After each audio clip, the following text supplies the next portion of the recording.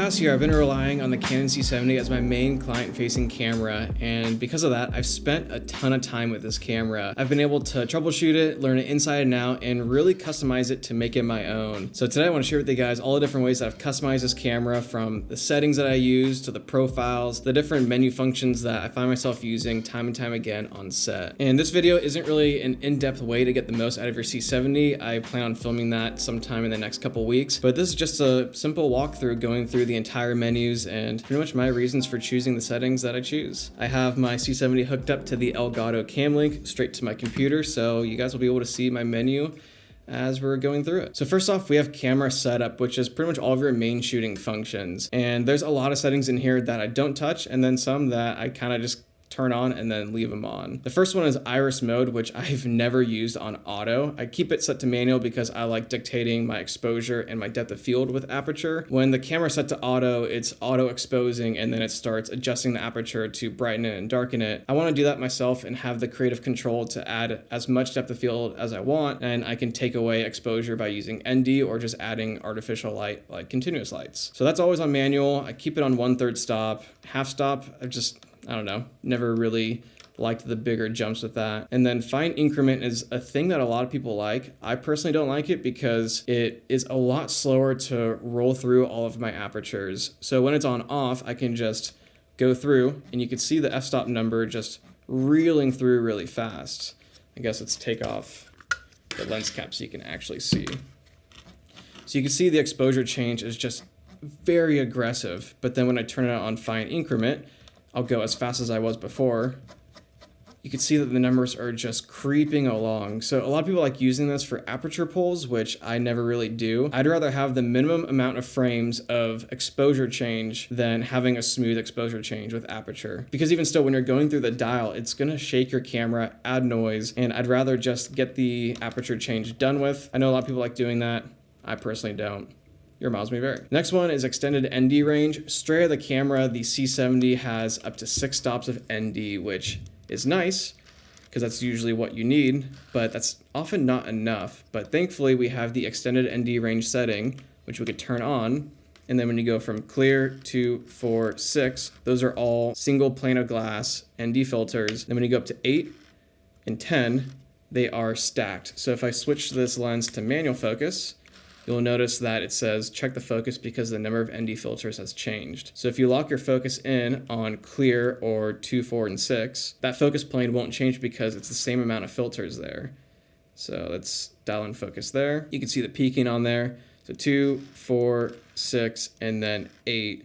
You can see it kind of shifts a little farther back, but it's not the end of the world. I'd rather have that ceiling with the ND range and then have to adjust focus, but with autofocus, it'll adjust automatically. But I never really hit 8 or 10 stops. I'm usually living around clear to 6, but there are those certain times, especially with the Canon focal reducer, where I will sometimes hit 8 if I'm shooting very wide open. The Canon focal reducer gives you 1 extra stop of light, and it is just a lot of level coming in onto the sensor. And then onto page 2. So we have shutter mode, shutter increment, ISO gain, ISO extended range, ISO increment. I leave all of those. Shutter mode, I'll kind of change here and there depending on what I need. I always keep it on angle, and then when I want to do a slow shutter effect, I just turn it on slow. But outside of that, this whole menu right here never changes. And now onto page 3, this menu doesn't change as well. There's only one setting in here I would turn on, which is shockless white balance. If you are using auto white balance, which I recommend you not using, turn shockless white balance on. It's kind of like the iris increment, but better. So as you're changing the scene, the camera is reading the white balance, and then the shockless makes it so it transitions smoothly. I always just use Kelvin. I don't like using auto white balance because sometimes, like if you have like a blue jacket in the frame, it'll kind of offset the white balance and turn it the direction you don't really want it to be. So I'd rather shoot with Kelvin and then adjust in post. Page 4 is your autofocus settings. So if you're using the Canon EF lenses with the Canon adapters with the electric pins, or better yet, if you're using the Canon RF lenses, you have autofocus capabilities. So this page also pretty much stays the same. I use autofocus mode continuous because I want it to be continuously focusing. Autofocus frame, I switch between whole area, large, and small.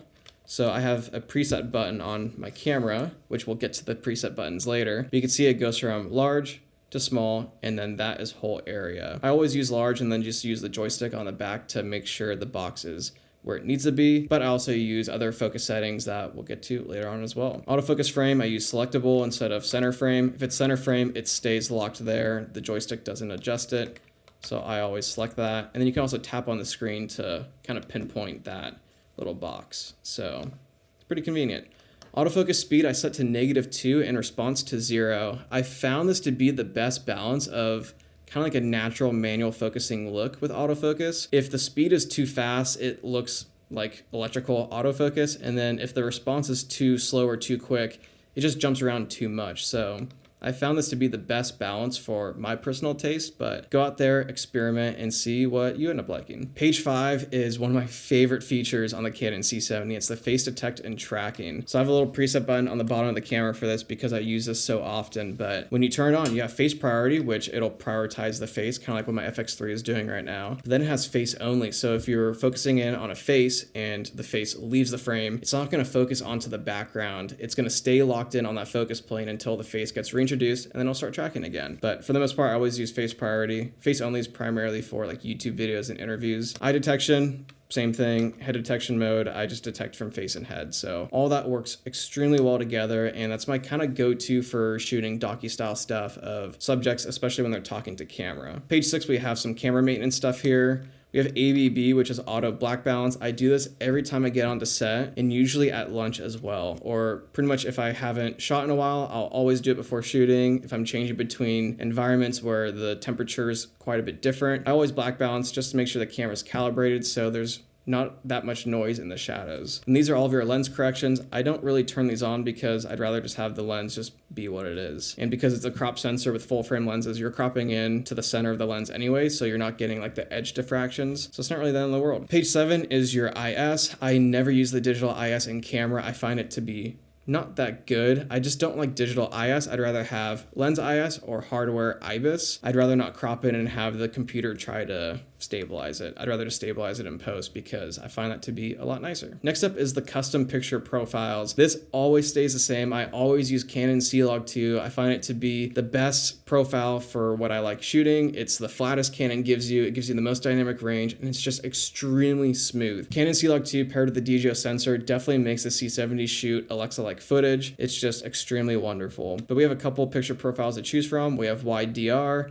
C-Log2, C-Log3, which I only use if I'm delivering to people shooting on the Canon R5 or R5C because that matches up. PQ, I don't even know what that is. HLG, BT709, EOS standard, all this. And then Canon 709, which is Canon's like S-Cinetone, like cinematic 709 profile. Haven't really tested it. C-Log2 is just tried and true, and it's my go-to. And then I also just use color matrix neutral, look file off, and Cinema Gamut. So extremely straightforward. Next up, we have recording and media setup. So this is pretty much all of your SD card functions. So we have initialized media. So if you want to format your cards, I always format my cards in here instead of on my computer because the camera knows what settings and file types to set these SD cards to. Sensor mode, I always do Super 35. That's the native sensor size.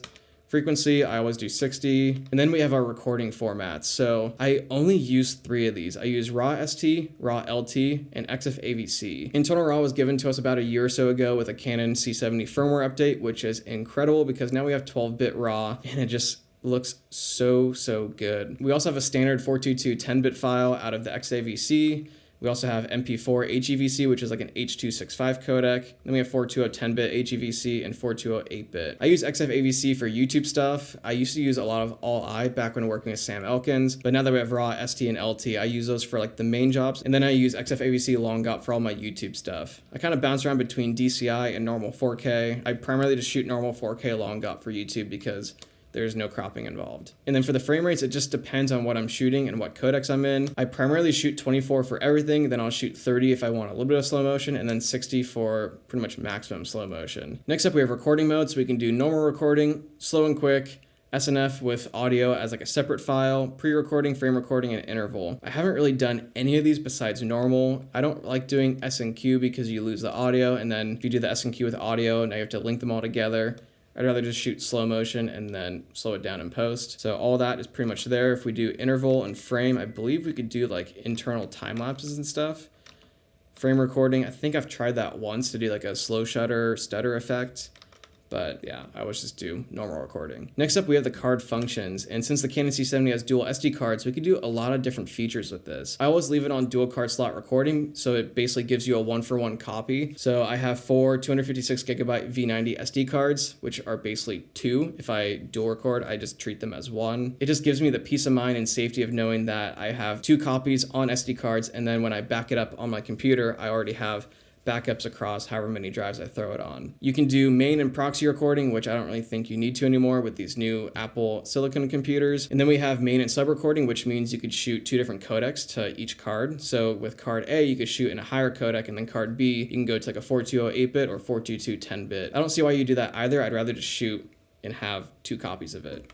And then relay recording, if you're doing long takes, it'll fill up card A and then fill up card B. But dual card slot recording is for sure the move. And then we have page 4. So we have metadata, record command for external recording trigger, which I've never used, HDMI timecode, never really used, MP4 clip photo numbering, continuous, volume label, Canon plus metadata. For the metadata, I always change this when I get onto set just to make sure all my cards are organized. So I'll go through camera index and then I'll reset the real number, clip number. I always just kind of leave. I could reset that as well, but sometimes I never do. And then we can customize the name of the file, but we only have 5 slots. So I end up just leaving it, or I end up just abbreviating the project title, which sometimes I do. And then everything else, I just kind of leave the same. And then user code, I just put my initials just to make sure they know who shot that. And then you can also add the custom picture profile file, but I don't do that. So pretty straightforward. I always just reset the real number and then the camera index. And then now onto audio. The Canon C70 has up to 4 channels of audio, which is extremely convenient just to make sure we have safety tracks of the precious audio that we're recording. So for the audio input selection, I always do built-in mic if I'm not running any external mics, just to make sure I have scratch audio. Sometimes I'll talk to the camera and say like, oh, this take, or there's a take before this, or whatever. I'll just give editor notes pretty much built into the built-in mic. But when I'm running external audio, especially when I'm only using one shotgun microphone, this is pretty much a setup that I have. I like doing a 3-channel setup. So input 1 is spread across from channel 1 through 3. Channel 1 is on auto. Auto usually works out pretty well, but sometimes when it's quiet and then someone starts talking, it's really loud and then it starts leveling out. So I set input 2 to manual, and then I kind of listen to my audio, and then I set it to whatever I think isn't gonna clip. And then since I have channel 3, I'll make that a true safety. So if anything does clip, channel 3 will be the only one that's pretty much usable. Unfortunately, we can't do all 4 channels with one input. I wish we could, but it just kind of is what it is. And then with channel 2 input, you could set that to input 1 or input 2. So you'll notice that with channel 1, it's input 1, channel 2 is input 2, and then 3 and 4 are backups for those. So that's really nice when you're running XLR inputs. So if you're running the Sennheiser AVX lav mics that go into the XLR inputs, now you have 1-for-1 copies of each input. Audio is really hard to replicate, and good audio is worth its weight, and you don't want to jeopardize that. So that's pretty much straightforward there. And then on the back of the camera, you have line input, mic plus phantom power. I always leave that on phantom power because I'm using the Sennheiser MKE600, which requires phantom power, but then it just makes it nice because I don't have to worry about changing batteries. And then channel 1 and 2 input, I always just do separated. Yeah, here's the manual settings for the backup. So I set that to 25. So pretty straightforward there. We have trimming and attenuation, I think. Haven't used that. I should use the limiter. I don't really use that either.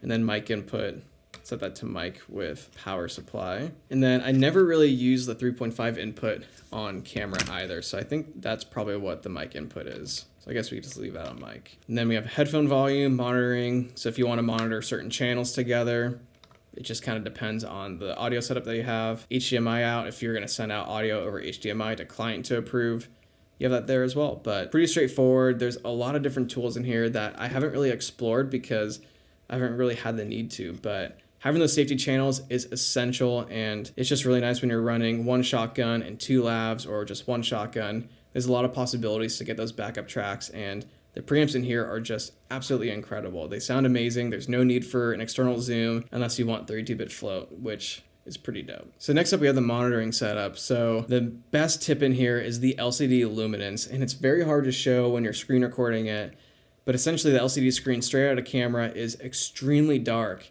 And that's because LCD luminance is set to normal. And if you want to brighten that up, you don't go to LCD brightness, because LCD brightness you might be able to see, brightens up everything on the screen, and it just gets super washed out. So the real trick here is LCD luminance, which is like the backlight of the LCD screen. So I set that to +2, and it just makes it daylight viewable, and I haven't really had any issues in bright daylight. I like using external monitors just for having a bigger screen for pulling focus, but this has been plenty bright, especially outdoors. So pretty much leave this bare bones. I've never changed LCD luminance. I've kept that on +2, and it hasn't really affected my exposing when relying on the flip LCD screen. Next up, we have anamorphic D-squeeze in camera. We have 1.3, 2.0, and I guess lens squeeze factor. Maybe with lenses with digital pins, it might read that, but wish they had 1.5, 1.8, because there are some anamorphic lenses out there that don't fit the classic 1.3 and 2.0.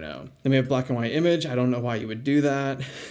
On-screen display output for HDMI, I turn that on because when I shoot with a full rig, fold this LCD screen in, and then I don't have any viewing of my heads-up display. So I rely on my external display for heads-up display as well, and I just click the little display button on the side to then just get a clean feed. So I always leave that on. It just makes it reliable. And the screen is delicate, and when I'm running a full rig on set, I don't want this sticking out the side, either getting cracked or broken. So that screen always folds in, and I haven't really had any issues with that. And then display 1 is all displays. Display 2, main recording display. Display 3 is only recording and standby.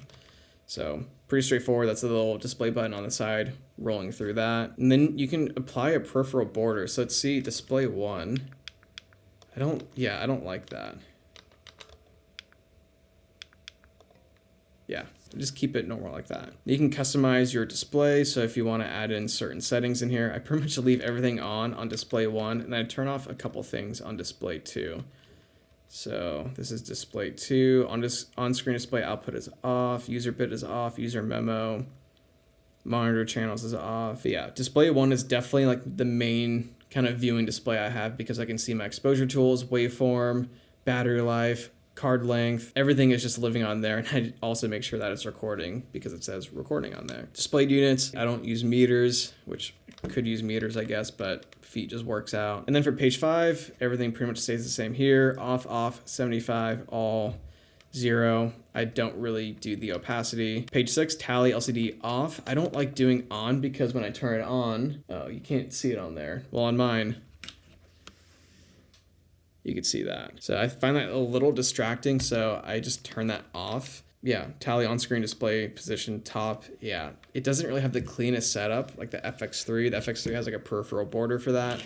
So all those stay the same there. And then this is when things start changing up a little bit. So I have the LUT LCD on, and then you can choose between CMT or BT709. I think CMT is a bit closer to the way I customize my own personal LUT. BT709, like the Canon built-in 709 LUT, is just really aggressive, and things start clipping when they actually aren't, which doesn't make sense because Canon designed that. And then View Assist HDMI, I turn this on and off depending on the setup that I have with my external display. Sometimes I like just checking the log image, but for the most part, I always expose with the View Assist image on. And I don't like using the LUTs on my external monitor because it's reading the feed out from the camera, whereas with this, it's all internal, so it's sending the LUT with the file instead of adding the file on top of the video feed, which may make a difference, but I just find that to be the least destructive. But I turn that on, CMT 709 as well. So if I turn that off, yeah, you should be able to see the LUT in the background.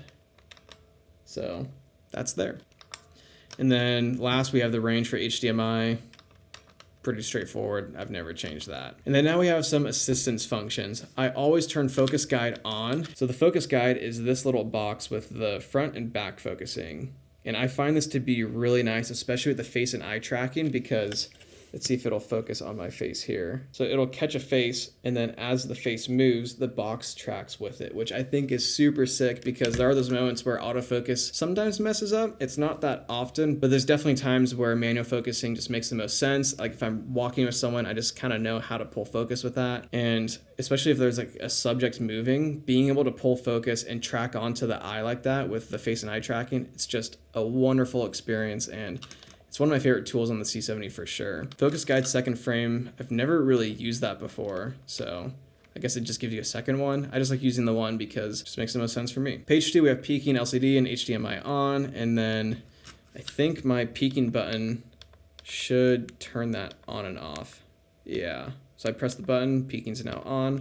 press the button, peaking's off. But for peaking 1 and 2, I have it set for 2 different scenarios. So peaking 1 is blue and peaking 2 is red. So if I'm in like a low light scenario and it's kind of like sunsetty, I'll use blue because blue contrasts with red. But if I'm shooting in bright daylight, there's lots of blue and green in the frame because of blue sky and green plants. So I set that to peaking 2, which is red. So I'm constantly changing that. Just depends on the scenario that I'm in. But I found like 10 to 15 gain and 1 frequency to be a pretty solid setup to where it's not overbearing. But yeah, there's definitely some finessing with those settings, but I found that to be pretty solid. Next up, we have magnification, which I use all the time for checking critical focus. And then I could set the output to LCD or HDMI. So if I'm only using the LCD screen, I'll set that to LCD. If I have my external display, I'll set that to HDMI. So I'll keep that on HDMI. And then I like doing black and white during magnifying because it allows me to actually just see where the focus is living at. So if we focus in on that, yeah, you can see it on the screen there. It just turns black and white, and then I can just adjust my focus to make sure that it is solid. So really great tool. I like having that as a custom button. And I use it all the time, especially when using vintage lenses, especially for interview setups. So that's there. False color, pretty straightforward. You can turn that on LCD or HDMI. One of my favorite exposure tools. I don't use it that much just because I just like exposing with the 709 LUT, and I have a pretty straightforward way of exposing with this camera, and I've just been able to be extremely comfortable exposing this camera that I don't always need those tools. But I'll use false color when I see like really dark areas or really bright areas to make sure I'm not losing any information. And then false color index, it just shows you exactly where those values are living at. Page 5, zebras. I never use zebras, so we can skip over that. And then waveform, I always use waveform. It's one of my favorite tools as well. You can see it on the screen there. I actually have a custom button to get rid of that as well. Waveform's pretty sick. It's just a lot nicer than histogram because this is what you see on your NLEs, and you get to see the entire frame and exactly where those levels are sitting at, instead of just like a histogram that's like sideways and it just shows like the levels. Waveform settings, you could do normal, you could do 2x, which makes it really big, which I guess is good for interviews. Position, right and left. I like the right. Lines, line spot, select line, RGB, YPBPR, which is kind of funny. I always just do line. I guess you could do RGB. That could be useful to see exactly where those channels are at, but line has been the best for me. And then I just use standard IRE for the scale. And then the C70 also has vector scope, which is pretty cool. So you could choose between waveform and vector scope. And I think, let's see, let's go into the settings here. Yeah, so there's our vector scope there. I've never really used vector scope on this, which I use when I'm editing in Resolve, but there's really no reason for me to do that, especially when shooting in RAW when I get full control of my white balance. So yeah, just kind of sits there.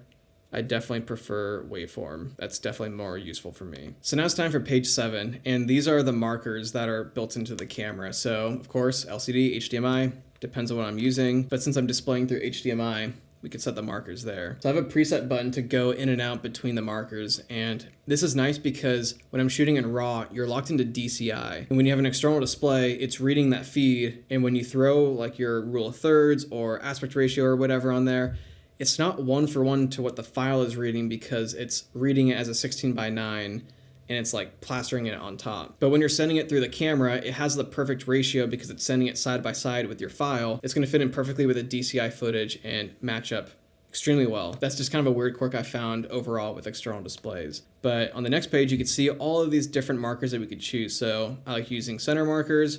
We can do grid marker. You can do white, vertical markers, aspect markers. You can set them to so many different ways with like mattes, or if you just want to do white or whatever color. Sometimes the masks are nice because you can really hone in on what that aspect ratio is calling for, but I'll just turn that off. So this is primarily the main setup that I run.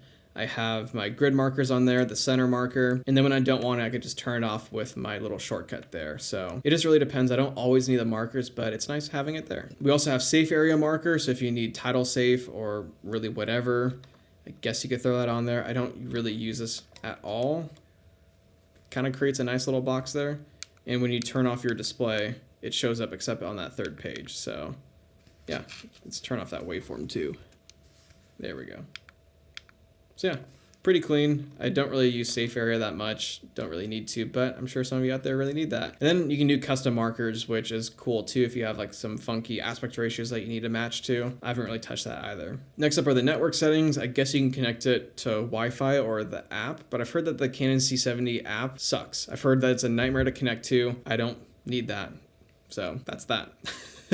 Then now for the good stuff. This is really where your personality is going to shine through with customizing this camera. So I'm forever in this menu page because I change settings back and forth, again, depending on if I have an external display or not. So the Canon C70 gives us, I think 13, the C70 has 13 custom buttons that we can remap on camera, and it's definitely taken a long time to get it to where it's at. I go through a lot of different iterations depending on how I shoot, depending on how I feel. If I'm shooting in this setup, my right hand is on camera the entire time. So the right side buttons are more useful to me because they're there. But when I'm shooting in a full rig setup with a top handle, my right hand is on that top handle pretty much 90% of the time. So those buttons on the right side are a bit harder to get to. I have to kind of like pick the camera up, put it on my chest, and then use my right hand to get to those buttons. So because of that, I end up moving buttons around, and yeah, this is what I have. So number one, I have tracking, which is nice because with the C70 on the LCD screen, you can touch to track, which is extremely convenient. But there are times where, of course, I'm running the RF lens with my full rig, which means my LCD screen is locked in.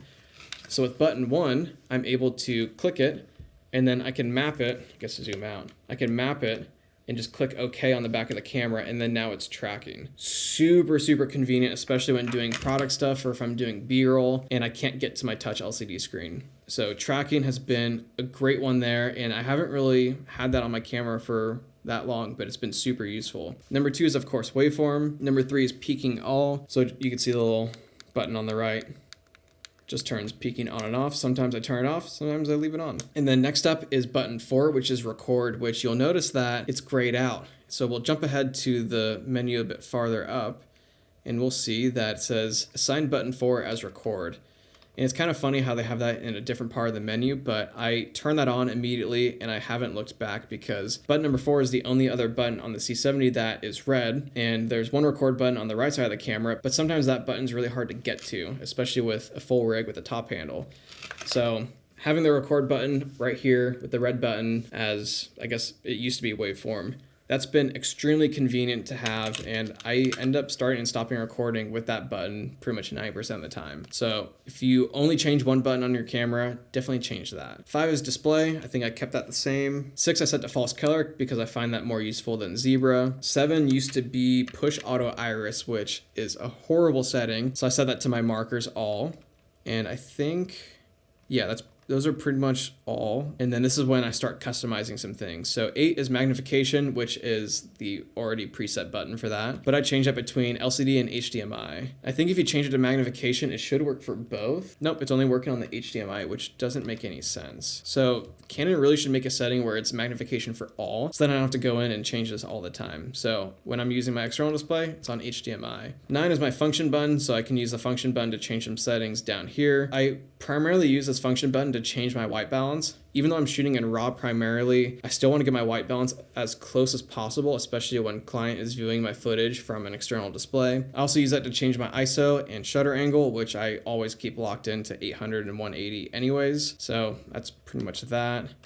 Autofocus frame is button number 10, which is right next to the shutter button, so that changes it from whole area to large to small. And then button 11 is my built-in Rec 709 LUT, so I either change it from LUT LCD or View Assist HDMI, and it, again, just depends on what setup I'm running, but sometimes it's nice just viewing the log image, just to make sure that everything's looking good. But I primarily expose with the LUT on because that's what it's gonna look like when it gets into post. Button number 10 is my face detect and tracking, so I can toggle that on and off. Sometimes I don't wanna track a face, so it's nice to toggle that on and off, and I use that a lot, especially with manual focusing. And then 13 is audio status. That's on the back. When you press that button, it pulls up this display, so you can check all your levels, check where you're monitoring, your headphone levels, and all of your inputs. And then when you click OK, it just goes straight into the audio setup, which is a very convenient setup. So I think that's pretty much the assignable buttons. Oh, and then here's a remote, which I've never used external remotes with this camera. So I guess you could change 4 settings there. Next up, we have system setup. So we have reset, transfer menu. So if you want my C70 menu, I'm going to save this and then upload it in the description down below. And you can have the entire menu I have here. So this is great if you have multiple cameras and you want to sync them all together instead of going through exactly what we're doing for each camera. It just makes it extremely easy.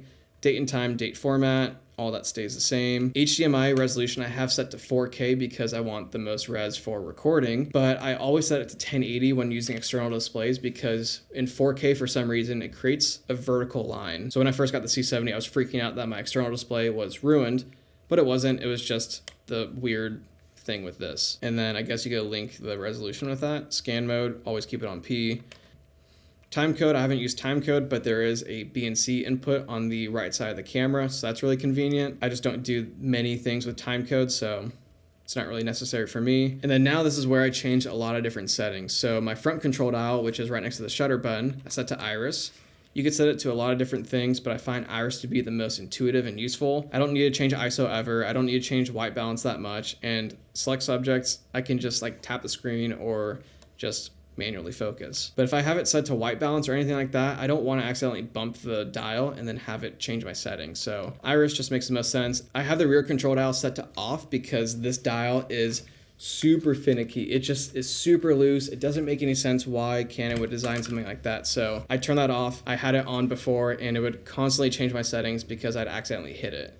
So that was super annoying. And then if you're using the Canon EF to RF adapter with control ring, or if you have RF lenses, you have a nifty ring outside of your focus and zoom rings, and it's the control ring. So again, you can set that to the same settings as the other control rings. I set it to iris to treat it like an aperture dial, which I find to be extremely convenient and a lot nicer than using the little dial on the right side of the camera. Yeah, I pretty much just keep those things on iris. I primarily just see that as the best setting for me. Then we also have the control dial directions. I keep that on normal. If you're used to the dials going a different way, then by all means change that to reverse. Control ring dial, I have it set to reverse because I like the direction of the reverse. When I pull left, it goes towards like closed down. That's just the way that my contact Zeiss lenses are set up. So I changed that to reverse because of that. And then the select dial, I guess you could change that to normal or reverse, which is the dial on the back.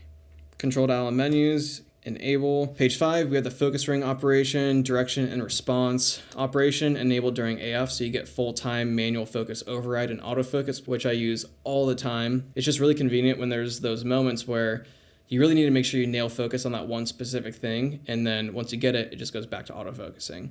Focus ring direction set to normal. If you're a Nikon shooter, you could set it to reverse. And then the best setting in the C70 is this right here, the linked to rotation degree. So straight out of the box, the RF lens is focused based on rotation speed, which depending on how fast you turn it, it just, I don't know, it feels just clunky and electrical, and it doesn't feel like it's attached to my brain while I'm focusing. But when I do rotation degree, it treats it more of like a cine lens or like a vintage stills lens, where it just has a nice pull to it as you're focusing. Even when you pull focus fast, it doesn't seem like elastic or electrical. It actually feels like you're pulling the focus ring on like a normal cine lens barrel. So it just makes manual focusing on this camera and on these lenses so much nicer. Thank you, Canon, for giving us that setting because it's just made my workflow a lot nicer, because most photo lenses don't have a nice manual focusing experience because they don't need to. They just need to be fast because they have autofocus motors, and most people just use autofocus. But for video, manual focusing is essential, especially in those critical moments where you need to make sure you get focus on a specific thing that the camera might not know about. So yeah, it's hard to trust autofocus all the time, so having that, it's clutch. Next up, we have key lock. So I guess on the top of the C70, you can lock it. I don't really do that. Never really found a use for that. Record button, I don't know why you would turn that off. The sign button 4, always keep that on. On-screen record standby button. So you could turn that on, and then you could press that button on the top where it says standby, and then that becomes another record button. Most of the times my screen is folded in, so I don't need that. And then I also have 2 other record buttons on camera, so there's really no need for me to have that either. Touchscreen response, I set that to normal. I don't know why you set that to low. It's plenty fine at normal. Tally lamp, I always keep on.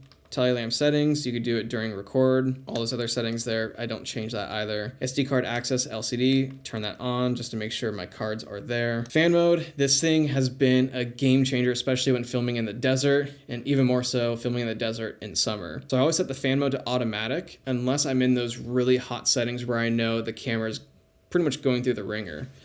So I set that to auto. For the fan speed standby, it just kind of depends on the scenario that I'm in. I usually keep it on middle or high. Sometimes I'll turn it to middle for the recording and then high to standby. It just depends. If I'm doing audio and I'm recording, I'll set the recording to low. If I'm not, I don't mind setting everything really high because I'd rather have the camera cooled down, making sure that it doesn't slow down and make more problems on set. But when I was out in Palm Springs this last summer, I set the fan mode to always on and to high, which surprisingly, there were no hiccups when shooting a lot in RAW outdoors in that environment. So it's a game changer. Every cinema camera needs a fan. It's just so reliable. It just makes sure that everything works and you don't have to stick your camera in a cooler. Where's the setting? Review recording, entire clip. I always just like being able to see the entire playback instead of just the last 4 seconds. And then DCN warning, I guess that's set to 13 volts. I don't know what the voltage is for the C70. And then you can see the hours on here. So 325 hours on the C70. And then we have information here and then firmware. You can see what firmware you have for your lens, camera, and adapter. And that's pretty much it. And then now it's full-blown customization. We have this thing called My Menu. So we have 5 pages of 6 settings we could remap. And I recommend you going through and kind of splitting them up depending on the styles of settings that they are. So for page 1, these are like my main recording settings. So I have format, resolution, frame rate, recording mode. So like the slow and fast, interval and all that. Slow and fast frame rate, shutter mode. So these are like my main video settings. Page 2, all audio. So it's super convenient to get in here and change my settings. Page 3 is like my SD card kind of metadata stuff. So I can format my SD cards so that it's not on page 1, so it's kind of stuffed a bit ways back so I don't accidentally click it. I could change all the metadata that I always do. So when I get to set, I go through, initialize everything, change all the metadata, so it's all right there instead of having to go back and forth between the different pages throughout the whole Canon C70 menu. Page 4, we have some other random settings, so headphone, monitor channels, so I can make sure I'm monitoring channel 1 or 2 or 3 and 4 or a combo. Focus guide, I guess I just put it on there in case I didn't want it. Marker aspect ratio, I sometimes use that for cropping in a 9:16. Aspect marker, I can change that from white to masking it, and then I have grid marker. There are those times where I want the aspect marker without the grid marker, so I just turn those on and off depending on what I need. And then on to page 5, I have some more random settings. So I have peaking, so I can go from peaking 1 or 2, which is red or blue, and I always change that. Anamorphic LCD, I don't really use that as much. I was using it when I was using the Moment anamorphic adapter, which I still need to make a video on that. Autofocus speed, response, and face AF. When your autofocus is turned on, you can get those settings. I don't change those really ever because those settings are perfect for me, but when I'm shooting sports or high action, sometimes I'll change the response or speed to be a bit higher just to make sure I'm locked in a bit quicker. And then I have auto black balance, which I do pretty much every time I get to set or when temperature changes pretty drastically. But yeah, that's my entire Canon C70 menu, and it's just pretty straightforward. There's some opportunities for customization with this camera, but for the most part, it's not that tricky to where you need to constantly be in the menu. There are certain things I change all the time, but once you get this camera set up and running, the really only things you'll be changing are your codecs, frame rates, maybe the markers and the metadata, and maybe the custom button layout. But being familiar with the gear is super important. It's more important, more so than buying new cameras all the time and having the best tech. If you don't know your camera inside and out, it's gonna be useless to you. It's gonna be useless to your client. So just be familiar with your stuff and customize it to make your workflow a lot smoother and cleaner. Thankfully with the C70, we have so many different custom buttons to remap to really make it our own. And yeah, it's a never-ending journey customizing these cameras, but it's essential to make sure that it's second nature to us and just a second extension of our creative minds to get the job done. So yeah, if you guys have any questions about the Canon C70 or the ways that I set it up, feel free to leave them down below. I'm sitting on a handful of other Canon C70 videos that I'll be getting out in the next handful of weeks, so stay tuned for all that. So yeah, if you guys enjoyed this video, feel free to leave a like down below, and I'll see you guys in the next one. Peace.